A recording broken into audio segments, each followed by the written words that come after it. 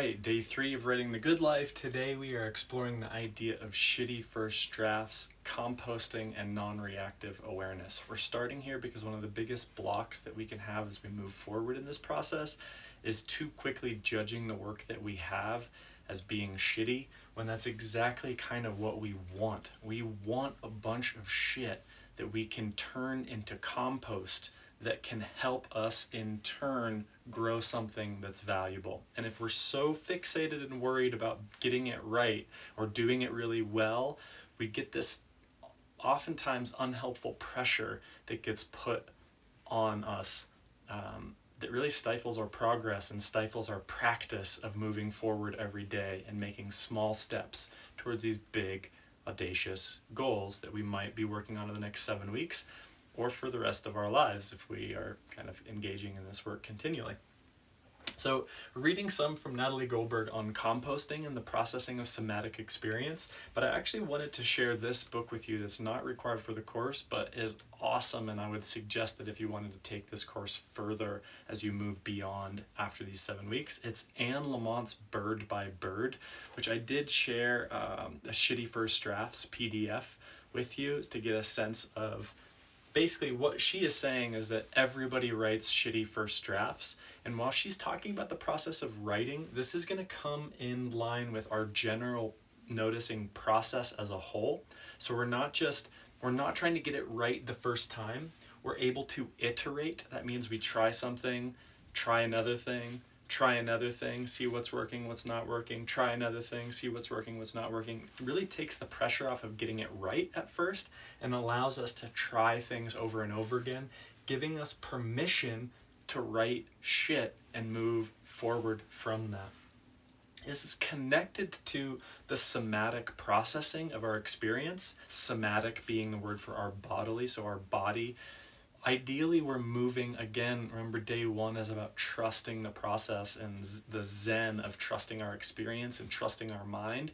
There is a sense that we don't want to run away from the shit that's going on, but look at it, embrace it, investigate it, turn it over like compost to get some air and sunlight in there so that we can see, unlearn, learn what this experience is for us. So this is a foundational key component of thinking about how to be okay with writing shit as part of failure immunity and the process of an iterative model of growth where we're trying something, designing something, and then trying something again and designing something again and trying again and being okay with that process. The last piece why this is so powerful is that this connects to non-reactive awareness and the sense of mindfulness.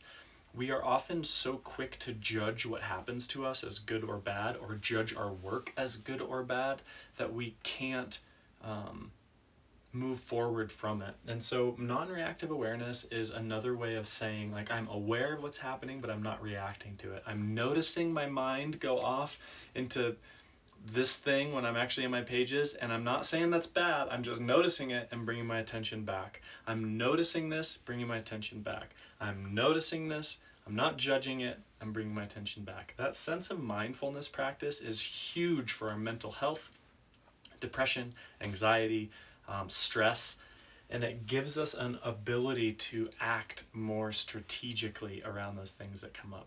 So the other thing, just to end this, is the sense of process and progress, and this is where this title Bird by Bird comes from. Ideally, we're thinking about making small steps towards our big goals and being okay with that, and that like these big goals are really broken down into small steps, and it's okay then if those small steps are shitty or we do shitty work in those small steps because it's just a small thing. So it takes the pressure off and allows us to get over those blocks of procrastination and fear and anxiety about what we're doing. She says the Los Angeles Times calls this a warm, generous, and hilarious guide through the writer's world and its treacherous swamps. Again, the metaphor is through life and its treacherous swamps, right? She says, quote, 30 years ago, my older brother, who was 10 years old at the time, was trying to get a report on birds written that he'd had 3 months to write. It was due the next day. We were out at our family cabin in Bolinas, and he was at the kitchen table, close to tears, surrounded by binder paper and pencils and unopened books on birds, immobilized by the hugeness of the task ahead.